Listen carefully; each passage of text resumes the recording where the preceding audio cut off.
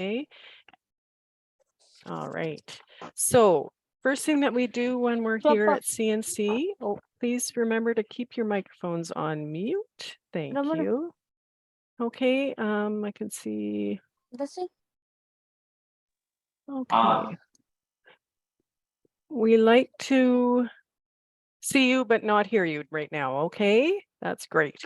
So the first thing that we do is we do a land acknowledgement. This is for the people who came before us. And please listen. I respectfully acknowledge that I live, work, and learn on the unceded and occupied traditional territories of the Caledonia First Nation. I make this acknowledgement to remind us to teach each other about the significance of the Caledonia people's relationship to the land. And if it weren't for this land and its dispossession from the Caledonia people, we would not be here. Therefore, we are honored by the continued grace of the Caledonia to work with us to decolonize our ways of knowing and being in this place. CNC, that we have several different campuses, and there are other First Nations people who are acknowledged on those campuses. So I'll let everybody go ahead. Wonderful, thank you. I think we're just going to share our screen now and do a little bit of an overview of advising. Hey, Rebecca, I'm going to share my screen. Let me know if you can just give me a thumbs up when you see that. Thank you.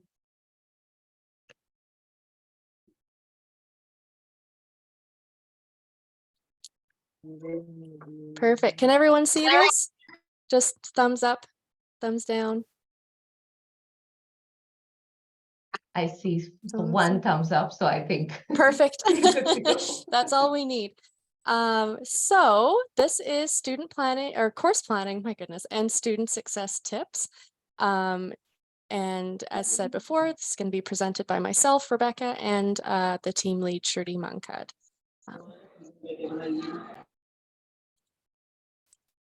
All right, so we're going to do an overview first. So today we're going to be looking at the academic vocabulary that you'll be hearing while you're a student at CNC, a quick demo session on your student planner account, the important dates and deadlines, who our academic advisors are and how to connect with academic advisors, academic expectations, and just a few tips for you. So we're going to start off with some quick questions to just get an idea of how much you already know before, coming here. So I think I can launch the poll. Okay. Yeah. Let's see. Okay. I hope everybody can see the poll questions. Looks great. I can see it. Yep. Yeah. Awesome. Wonderful. Already seeing some results coming in.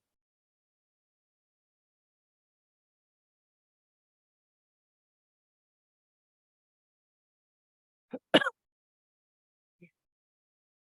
looks like lots of people have already signed into Student Planner, which is great.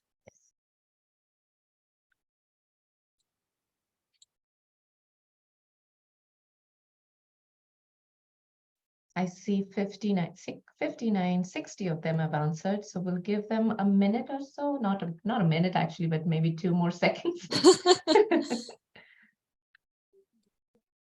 It's a little bit more varied on the second question. Do you know the difference between a course and a program? And this is something that we see all the time, students getting mixed up. So we'll make sure to go over that with you today. Yeah.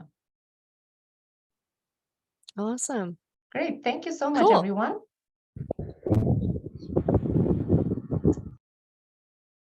Shall we share the results? What do you think? I think we're okay. Okay. All right.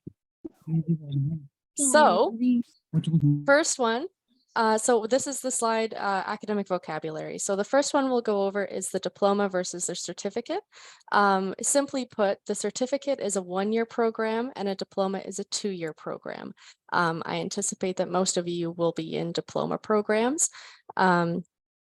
Program versus courses. So your program is like the business management program, associate of arts program, human resources management program. The courses are just another word for the classes that are within those programs that you must take. Credits. So this is something that you'll hear a lot. Each course that you take will have 3 credits. And for diploma programs, you'll need a total of 60 credits in total in order to graduate that go toward your program. Fall, spring, and intersession semesters. So the academic year is broken up into thirds. So the fall semester starts in September and ends in December. The spring semester starts in the beginning of January and ends typically at the end of April, and the intersession semester begins in the beginning of May and then is a little bit shorter and ends at the end of July. And then we go by that each year. So typically you'll find typically you'll find that it depends how many semesters that you'll wind up taking versus depending on how many courses that you take. Some students will take courses over, several years. Other students will finish their 2-year program within 2 years. It all depends on what works best for you. Part-time versus full-time. So part-time course load is 1 to 2 courses per semester. Full-time course load is for most programs 3 or more, but this may depend on your program, but we won't get into that quite yet. Oh, please just make sure that you're muted. Thank you. So your GPA, grade point average, this is, again, simply put, the average grade score of all of your courses that you've done so far put together. So for example, if you take 3 courses and you get an A in one course, a B in another course, and a C grade in another course, then you would probably have a GPA average of a B or 3.0. This is a very simple example. It does get a bit more complicated than that. Student Planner versus Moodle. So your Student Planner account, we'll go over a little bit more in depth today. It's essentially where you can plan and track all of your courses. And your Moodle account is where you'll connect with your instructor on, the courses that you're taking. So things like your discussion boards, assignments, that sort of thing. Planning courses versus registering for courses. So when you plan your courses to your schedule, you don't have a seat yet. Oh, sorry, I've just been muted. So when you plan, as I was saying, when you plan your course, you don't yet have a seat reserved in that course. In order to reserve your seat and to secure that seat, then you need to register. After registering for your course, the next step would be to pay, although I know that you will have like the holding accounts for the first couple semesters, so you don't have to quite worry about that yet, but that's the sequence of events there. And then scheduled online versus unscheduled online versus high flex delivery.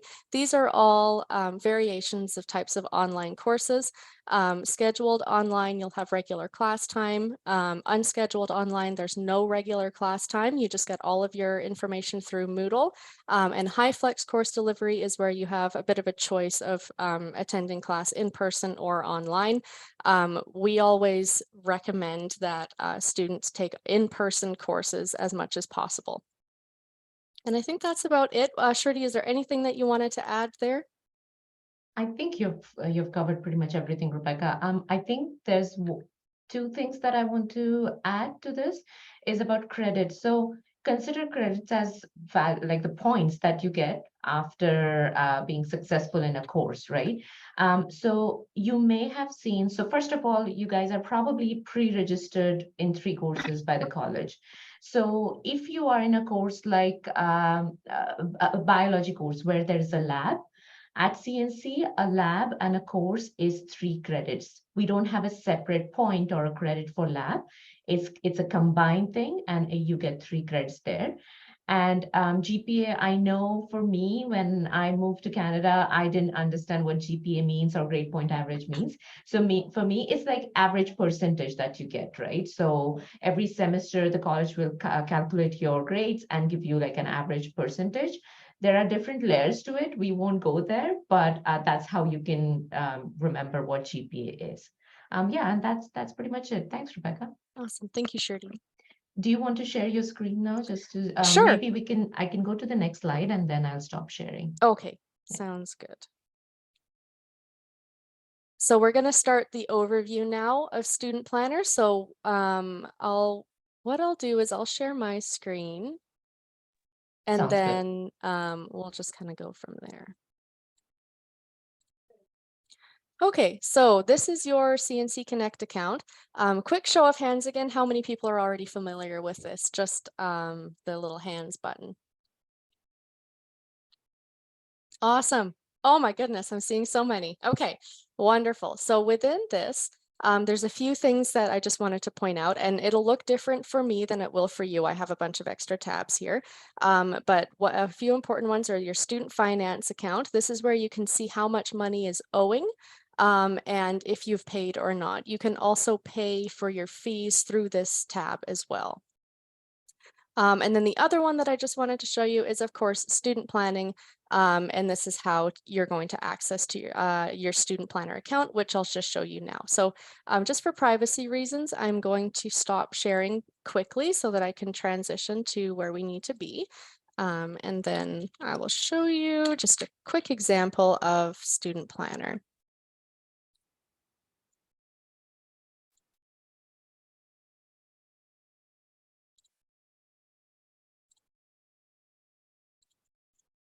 Okay, now sharing the screen again. So you're gonna have so I'll break it down a little bit for you. So under your progress tab, this is gonna look a little bit different for you than it will for me. But here you'll be able to see. Yeah, sure, ma'am, sure, of course. Sorry, can you please keep yourself muted? Thank you. So here you should be able to see what program you're in. So I'll just give an example here for business management diploma. Now, because this is a test, we won't actually be able to see all the breakdown, but on your end, you should be able to see a breakdown of all of the required courses within that program. And here, like once you see all the courses that you need, you can also search for your courses. It's in this tab, or you can search for your courses either in course catalog, where you can choose each individual subject, or you can type in what course you want just at the top here. So I'll give an example, Management 150. So Management 150, if you're in the business management program, this might be your choice of business elective. So when we click on View Available Sections, we'll be able to see all of the sections that are available for each semester. So the fall semester, it looks like there's 3 sections that are running. And you'll be able to see here the number of seats that are still available in the course, the number of seats in the course in total, and how many are on the wait list. So if you see numbers, just one number here, this is how many students are already on the wait list. So the wait list means that the course is full and there's basically a queue to take the course. Please make sure that you're muted. Thank you.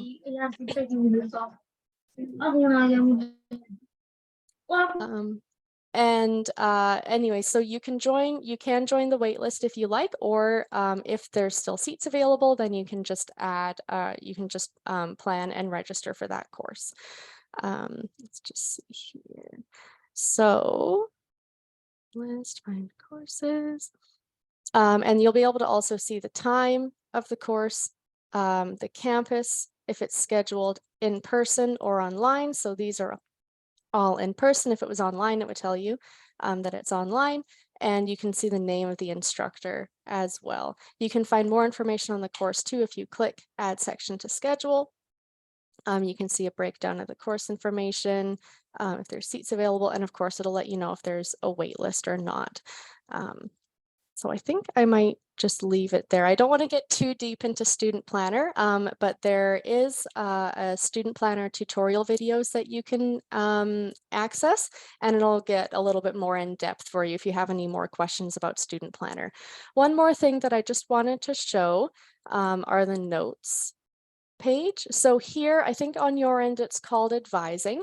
But you can connect with an advisor through here. You can type a message to an advisor and we'll be able to answer it through Student Planner. It's really important though that when you type the note, you click save note and you click send the message, send the review or review complete. There's an additional button here that you have to click in order for us to see the message. If you don't click it, we won't see the message. So if you haven't seen an answer from the advisor within like a couple of days, maybe just make sure that you know, send it again to make sure that we can see it. All right. Before moving on, I'm just going to check in with Shruti. Is there anything else that we should go over, do you think, or? I was just wondering if you just go back to home page and just give them a little bit of overview of how the main page, like the CNC Connect, looks like. Oh, sure. I'll just stop sharing quickly. This page? Yes, that's Yep. right. Yeah. So as I said before, you have your student finance page here, where if I click on it, you might see my old payment information. But oh, doesn't look like anything's coming up, so that's good. So here you can see how to make a payment. If you want to pay through online, you can click this button to make your payment. And you can also click on your individual semesters to see how much you owe for that new semester. If you have any questions about this, you can connect with the Office of the Registrar, although most of your questions should be able to be answered online through this tab. And then there's your student planner account here, where you can access just what we were looking at. Enrollment verifications here. If you need to order a letter of enrollment, you can through here. And there's other information as well, like the course catalog, your tax information when tax season comes around, you can access that here, and your grades as well. Social insurance number, it's important that that's also uploaded so that the college has access to that just for tax reasons. Shruti, anything else that you want me to go over here? I think just the last one would be transcripts. So Sure. transcripts are basically your mark sheets. So you may need that for various reasons. One of the commonest reason is when you graduate, you may want to order your transcript. So that's where you order it. So you can see that this is almost like an online portal where you can order pretty much everything that you need, all the documents. So it's pretty, it's a very neat feature. I have shared the link. It will take you to YouTube playlist, and you can see all the videos that will help you navigate this system better. But that's pretty much it, Rebecca. Thank you. Awesome. Wonderful. Okay, so then I'll stop sharing my screen and I'll let Shruti take over. You do have one more slide, but I'm going to share my screen, just the important dates. And Sorry. Yeah. Yes. I'll share How my did I screen. forget? If you can just let me know if you can see it. Perfect. There we go. Okay. All right. So yes, my apologies. So important dates and deadlines. So this is just for the fall semester. You can see here, so August 23rd, that's when your fees are due. If your fees are not paid by this date, you will be dropped from your courses. So it's really, really important that you make sure that your fees have gone through before this date comes up. September 4th is the last day to add or drop a course without any academic, this should say financial penalty actually. So, and then after September 4th, if you drop your course between September 5th and September 8th, then you'll only receive 60% of your tuition refunded. And then on September 11th to 15th, only 40% of your tuition will be refunded if you drop your course. November 3rd is the last day to withdraw from a course. So at this point, you're no longer dropping, you're withdrawing. If you withdraw from a course, you'll receive a W grade on your transcript that will not affect your GPA, but it will show up on your transcript. And then you will not receive any money back. And then if you withdraw after this date, you may have an academic penalty. You may receive an F grade. December 7th to or actually, no, so last day, yeah. And then December 7th to December 15th, and those are your final exams. Orientation for fall 2023 is September 5th. Yeah, the orientation for 2023 is September 5th. Please make sure to attend orientation. It's really, really fun, and it's a great way to get used to the campus and to meet people in your same program, and maybe even meet some of your faculty members.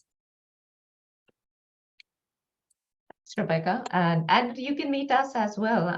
So that's something that we are looking forward to do. I do want to add a few things. So I know you guys are probably have paid some deposit before getting accepted to the program. So most likely your fees will be paid, but you can check that on on CNC Connect as well. As I mentioned before, and I'm going to emphasize this a lot, is that you will be pre-registered for 3 courses for your September semester or fall semester. It is your responsibility to register for your January semester, and the registration for both September and January is open right now. You can, when you arrive here, you can connect with us. You can, and I'll be talking about that as well, but make sure you connect with an advisor. Please do not drop any courses, because right now, as Rebecca showed that in the demo session, that a lot of courses do not have any seats. So if you drop a course or courses to make changes, you may not get 3 courses. And it is very important that you get 3 courses. You need to be full-time in your this semester as international students. And the last thing I wanted to let you know is, as Rebecca mentioned, November 3rd is the last day to withdraw without academic penalty, which means that you will get W on your transcript. Having said so, if you're registered in only 3 courses, we want you to talk to us, because if you're an international student, you need to also understand the immigration point of view or immigration laws before you'd make any changes to your courses or schedule. So please come and talk to us. We do have a specific advisor who's certified in immigration advising. He's licensed, and he will be presenting in a couple of days as well. So make sure you do that. Please connect with us. I'm going to again emphasize that fact. So yeah, thank you, Rebecca, for the awesome presentation. Oh. And I'm going to take it over now. So let's see if I can move my screen. Okay, so I'm going to talk about who are we. So we are academic advisors. We are now called as student success advisors, but the role is pretty much the same. So how can we help you? We can help you with general questions. So when you come here, you may want to understand how your program works. So we can give you like an overview of your program. We can also, so at CNC, because it's an education institution, we will have a couple of policies. So you may want to understand those policies, and sometimes they are difficult to understand. So we can help you, navigate those policies and make you understand those things as well, just in simple, plain language. As I mentioned before, that we have a specific advisor who can help you with immigration related questions. So for example, it could be if your study permit is expiring, he can help you with the extension of your, how to extend your study permit. We can also help you with, applying for your work permit. Just a heads up that we have 2 more advisors getting prepared for this license, certification or this license. So hopefully we will have those 2 advisors ready by end of December or so. We can also help you with program change. Sometimes the program that you're in may not work for you, and we can have those conversations around what program you would like to go next and how to change your program. We can also talk about program completion. So what we recommend is that you connect with us at least once a semester to understand or to make sure that you're on the right track, because it's important in the end that you graduate and you graduate on time, right? So that's where we can help you with. And we can also direct you to other supports. So at CNC, we have a lot of supports that you can tap into, and they all are free. I'm going to emphasize that they all are free. So make sure that you take benefit of that. So we have accessibility services. So if you need any sort of accommodation, they can help you with that. We also have mental health support and wellness. We have tutoring, again, a really important resource, and we also have financial aid. How can you connect or how to see an advisor? So there are two options right now. One is Zoom drop-ins, and the link is posted here. So Zoom drop-ins is for quick 15-minute questions. If you're trying to plan your courses, Zoom drop-in might not be the best place to go. But say if you're registered for your courses and if you want to just confirm if everything fits well, please come on Zoom drop-in and we can confirm that for you. If you need to book an appointment, the appointments are usually 30 minutes long. And we just have a new cool feature called Microsoft Booking or Microsoft Bookings. And you can basically go online, answer a few questions and book a meeting with an advisor. It is very important to answer those questions. So for example, we need your student number. We need to understand why you are seeing an advisor. We also need to understand what program you are in. So make sure that you answer those questions. If those fields are missing, we will end up canceling that meeting. Okay, so just so that you know. And you can find the link here, and we will make sure that we post that in the chat box as well. So the next thing, I know you're new to CNC, and just talking about my experience, and we all have been there, so we know it's sometimes challenging to adapt to the new system, especially if you're coming from a different country. So we want to talk more about adjusting your expectation. So the initial transition period to college can be or will be difficult, right? There's culture shock. You may feel homesick. I also will add weather shock. Right now, it's a good weather, but come winter, it's going to be pretty cold, right? So I came from a country where the temperature was plus 43, and when I came to Canada, it was minus 35 or something like that. So I know that that's a part of adjusting to the initial transitioning period. And we also understand that studying in a different country is expensive, and there will be financial responsibility. So you will have to balance your you'll have to probably create a budget for your tuition, your groceries, your other expenses, etc. Right? Academic expectations. So again, like the academic expectation in Canadian institution or education institution you may find it different from your country. So one of the thing is writing papers. There is a thing called plagiarism. I don't know if you guys have heard about it, but that just means that when you're writing a paper, you need to give credit to the author, even if you're like doing a Google search, right? We have a lot of resources that you can utilize. So one of that resource is tutoring. When you write an assignment or write a paper, if you want someone to review or proofread that paper, the tutors can do that. It's a free resource, so make sure that you use that. We have seen like many students getting benefit from that, so make sure you use that. Classroom expectations. When you're an in-person or even online course, it's important that you show up on time, right? Because you are your instructors will expect that you show up on time and show up prepared. So a lot of time what will happen is your instructor will give you homework. That means they might ask you to read the next chapter before you come. It's important you do that work because it will help you to be successful in that program or that course. And it will also help you to build those connections with your instructors. So make sure you adjust those classroom expectations as well. On your first day, your instructor will kind of walk you through the expectations that they have. So make sure you attend the first day of class. It's really important.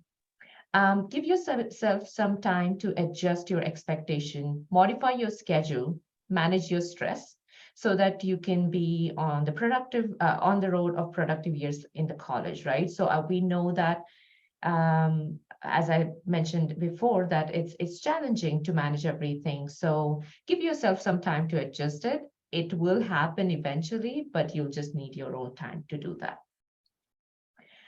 We have some more tips before we go to the questions. Make a manageable schedule. We absolutely understand that you will probably, when you come here, you will try to find job and you want to, save some money. I get that. I absolutely do. But again, it's important to find balance when you are working and you're studying.